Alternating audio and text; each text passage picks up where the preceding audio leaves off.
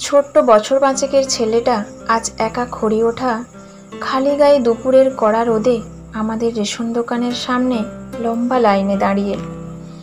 তেল না দেওয়া উস্কো খুস্কো চুল, ডাগর ডাগর চোখে অবিশ্বাসের রেশ। আমার ছেলেও ওই বয়সী। অবাক হলাম। অন্যদিন তো মায়ের সাথে আসে। আমি রেশন দেওয়ার তদারকি করতে করতে দেখছিলাম ছেলেটার ডান হাতে কয়েকটা টাকা মুঠো করে ধরা, কাঁধে একটা নোংরা ব্যাগ। চাল নেবে সে। মা হয়তো হিসেব করে বুঝিয়ে টাকা পাঠিয়েছে। আমার দোকানের পাশেই একটা আইসক্রিমের গাড়ি।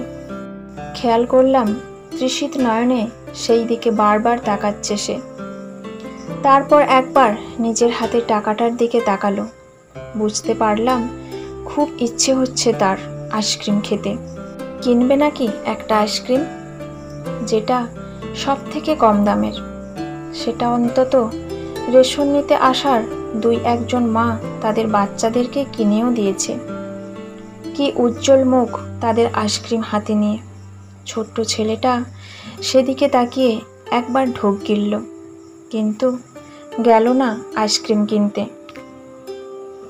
হাতের মুঠোয় টাকাটা চেপে ধরল সে।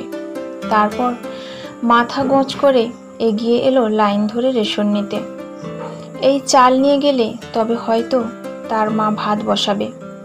হয়তো সে বুঝেছে গরম গরম ভাতের গন্ধটা পাওয়া অনেক বেশি প্রয়োজনীয় এই ক্ষণিকের আইসক্রিমের সুখের থেকে।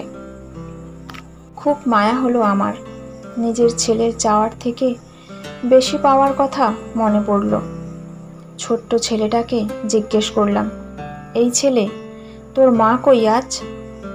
ছেলেটি আমার এই মায়া ভরা জিজ্ঞাসাকেও সন্দেহের চোখে দেখল। ভ্রু কুঁচকে তাকালো আমার দিকে। তারপর বলল, মার শরীরটা খারাপ, জ্বর হয়েছে। আবার জিজ্ঞেস করলাম, তোর বাবা কি করে? ছেলেটা খুব অনিচ্ছায় মাথা নিচু করে নিজের বাম পায়ের বুড়ো আঙ্গুলটা মাটিতে ঘষতে ঘষতে কিছুক্ষণ পরে বলে, বাপটা মদ খায় আর মাটারে মারে। আমি আর কিছু বললাম না। বুঝলাম বাবার অন্য কাজের থেকে এই নির্মম কাজটা ছোট্ট ছেলেটার মনে লেগেছে বেশি।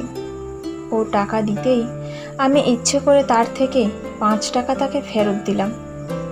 খুব ইচ্ছে হলো চালের প্রয়োজনের সাথে সাথে ওর আইসক্রিম খাওয়ার শখটাও অন্তত আজ বজায় থাক। ছেলেটা ভীষণ অবাক আর খুশি চোখে ফেরত দেওয়া 5 টাকাটার দিকে তাকিয়ে রইল কিছুক্ষণ। এই টাকাটা যে ফেরত পাবে সেটা হয়তো তার মা বলে দেয়নি আসার সময়। তারপর কিছু একটা ভেবে উজ্জ্বল মুখে সে আইসক্রিমের দোকানের দিকে গেল। মনে মনে খুশি হলাম আমি। যাক, একদিন হলেও ছেলেটার শখ পূরণ করতে পারলাম। কিন্তু পরক্ষণে অবাক হয়ে দেখলাম ছেলেটা আইসক্রিম দোকানের পাশ দিয়ে মুদি দোকানে ঢুকে সেই 5 টাকা দিয়ে 1 ঠোঙা মুড়ি কিনল। একটা দীর্ঘশ্বাস বেরিয়ে এলো আমার। এইটুকু ছেলেও বুঝে গেছে অভাবের মূল্য। এই বয়সেই অভাব তাকে শিখিয়েছে শখের থেকে প্রয়োজনটাকেই মূল্য দিতে হয় বেশি।